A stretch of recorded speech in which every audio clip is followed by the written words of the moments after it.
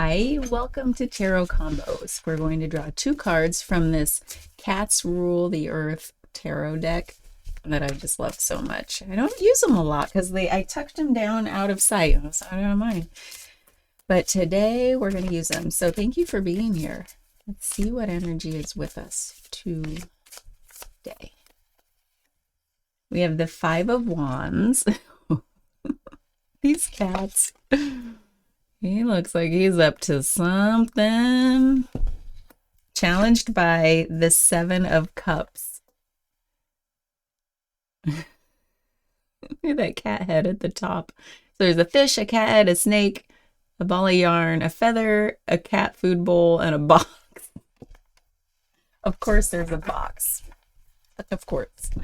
So the Five of Wands challenged by the Seven of Cups. So there's this card. Let's just say one word for each. Ego, challenged by daydreaming. But it's more than that. Okay, so let's dive into maybe a little bit of nuance so you can feel into where this is showing up in your life, if at all. So first of all, I want to talk about the Seven of Cups because it's a card of like, I have a lot of options. I have a lot of options, maybe things I really care about because it's emotional feeling kind of energy. It's cups. So it's water, it's emotion, it's love, it's feeling, it's what I really care about. So I have a lot of options. I have a lot of things I could pursue. Maybe that's what it's about. And how might that get in the way of what I really want to put forth in the world as like, here's how I see things. Here's what I want you guys to understand. It's more of like this Seven of Cups feels more like an inward exploration of choice.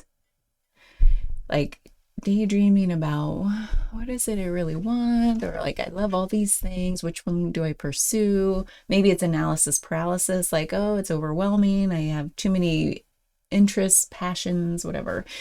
The Five of Wands is like, I have this one thing, or I have this one really strong point of view about something that I need you guys to get. Like it's almost like a forceful outward, you guys need to look at this. So how could this inner emotional energy that is kind of beautiful, really, when you think about taking time to explore and daydream about what we really care about, because maybe we're in the point of like a decision-making moment of what to pursue in our life. Maybe it's a new career, maybe it's a new relationship, maybe it's like all these things are calling me and I feel a little stifled by or overwhelmed by like, I can't like make the choice. Because we don't have the clarification cards, I don't know how what the nuance of this card is, but how could that type of energy get in the way of like this card of like ego? It's like my idea is the right way, because they feel a little bit like inner versus outer, but maybe how might your inner like dreams really influence or challenge the thing you want to put forth in the world that everybody should care about, what you care about versus and how to convey that so that others get behind your idea and care about it also. So are you in a role of like leadership or mentoring or coaching or leading a project, something where you have this like love or something, this like really important thing you wish to come to fruition, and how are you're trying to get other people on board, like, come on people. So how can that get in a way? Sometimes I feel like what's really standing in the way is our over attachment to the thing it's like to the thing we love. They say, like, I don't know why this came to me and I got all the chills, so maybe it's for one of you out there, but it's like, what do authors say? Like, kill your darlings. Like, don't fall in love with your characters or you won't want to kill them. So that's kind of a dramatic take on this, but Yeah, I think you know what I mean. Like when we're overly attached to something we care about so much, it's like fine when it's just ourselves. But if other people aren't on board, it can feel like, now what? How do I get them on board? And by then it's almost like you're putting so much energy into convincing people or to herding the cats that it's like, wait, if we all just could care about this as much as I care about it, we'd be fine. But that's not how anything works, does it? Like, how can anybody care about your little baby more than you? So, how might we work with that? Maybe we like loosen the reins a little bit because it feels like, do you ever feel like there's this attachment to how it's supposed to turn out? And like that can stifle something, that can really just narrow the scope of something, of what it could be, versus like, okay, my job is like, here's this great idea, I think. What's everybody else think? What would you do to make it even better? Like collaborating kind of energy versus like needing it to go a certain way, and but you also need the help of these people. So how's that showing up for you? Are you in a leadership or team lead position where you're like, yeah, it's herding cats, no one cares about it as much as me, and that can kind of make us feel like, well then what's the point? It kind of takes the wind out of our sails, doesn't it? But it's like no one's going to care about our baby more than us. So be okay with like getting it launched a little bit and then like set it free. Because that's what like the mama birds do. They just shove it out of the nest. It's like, oh, you better learn how to fly on the way down. Bad. These are terrible metaphors. So where's this showing up in your life? If you're not in charge of other people, where is this an internal struggle with just your own self? Like these things I love and care about, and what's preventing me from really getting it out into the world or really communicating it to other people, because the ego loves to show, to like make something visible, to like show it, to have people see it and recognize it and say, yeah. Is something holding you back because you're a little self-conscious about it, or a little uncertain, or just have some doubt, self-doubt? So that might be something to explore too. It's like, where's that doubt coming from? If you approach things with confidence, other people will be like, well, it must be good. They're pretty confident about it, right? Oh man.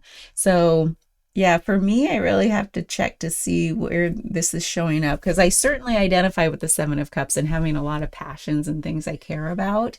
And sometimes I do get analysis paralysis. Like you obviously, you can tell by all the fun stuff going on back there that there's like a lot of paths.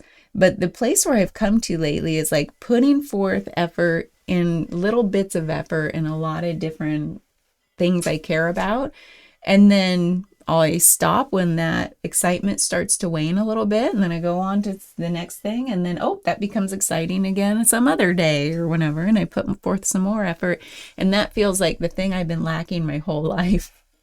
That feels really good to me right now anyway. So is that maybe that's me taking off like the tight reins on something, like, no, I gotta finish it now, even though my excitement has waned and I'm obviously not putting forth like any excitement into it. I'm just trying to like get it done like good enough, versus like, what is its fullest expression? What is its potential?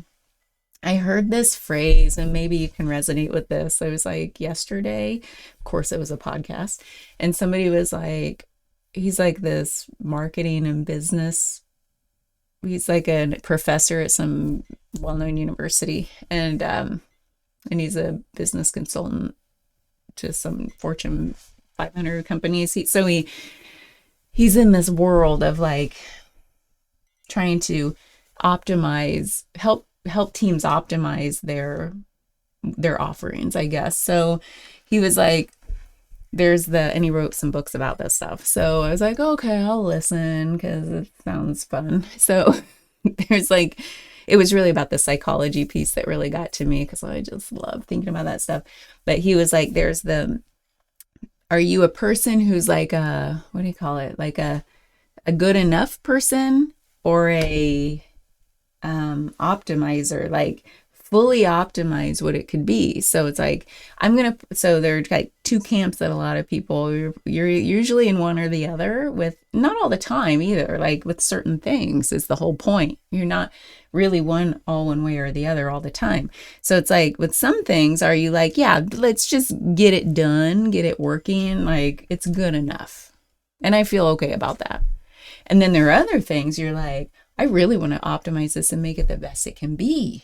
It's like, it's not good enough. So I'm going to keep putting forth effort on it. Now, maybe this is relevant to the reading. It's like, when does either one of those become a little dysfunctional? So it's like knowing when we've tipped too far in one direction. So if it's like good enough, but it's something you really care about, like you really want the best of it, then it's worth getting past the pain points that make you, because there's usually some friction or pain associated, like in emotional pain maybe, or intellectual pain, that's like the barrier to making it optimized instead of just good enough, if it's the thing you deeply care about. If it's just like, yeah, whatever, it's good enough, that's fine. If it's not your like darlings. But then, so that's the tipping point of like, if you're just petering out and you're not willing to like go through the challenge for something you really care about, that's where it's like, well, maybe question that. Why is that? Maybe maybe there's some fear under there that's like, if I put forth all the effort into something I really care about, and other people, because this is about other people don't like it, then that's a real hit to my ego and self-esteem, right? But if I say, well, oh well, I didn't put forth all my effort, so who cares what you think, right?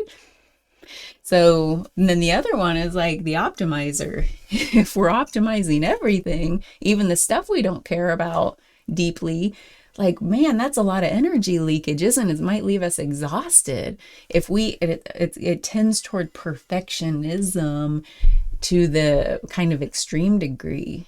Like, it's great to be a perfectionist about the things you love and care about, right? Optimizing those things. But when it's like, well, I don't care about this, but I can't help myself, I just got to make everything so great, because again, probably goes back to some fear or lack of self-worth that you're scared to look at, right? That says, why am I a perfectionist? Why has it got to be so good? Was it old conditioning? Was it old trauma? Like, what is it? So anyway, that nothing is all one way or another ever, is it? How boring would life be in black and white thinking? But there's usually like these tipping points and energies that say, oh, too far that way, and then we got a problem. So where is that for you in either one of those camps of like, do you feel like, is there a challenge for something you deeply care about that you're like, hey, are you willing to push through that challenge to make it the best it could be? And who cares what other people think? Who cares? You'll know that you made it the best it could be. And that confidence is likely what'll bring other people around if you need them. If you need them to buy into it, then you'll have that confidence because you put forth all the effort. A lot of times in my life, if I just did the good enough, because honestly, I've been mostly a it's good enough kind of person most of my life.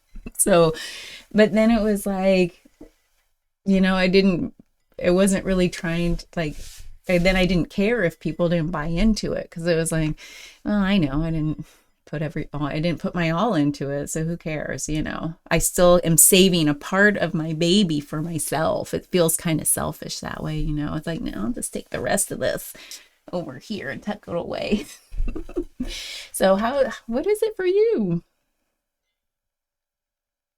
I didn't know we were going to go there, but I think that, to me, that whole like good enough kind of energy is like, I used to feel really bad about it when I would be like, it's good enough, because I felt like my good enough was still pretty damn good. And I'm sure you feel that way too a lot of the times, right? Like, it's pretty damn good, but there's that secret part of us, or me, where I was like, I know I could do better, but they don't know I could do better, but I know I could do better.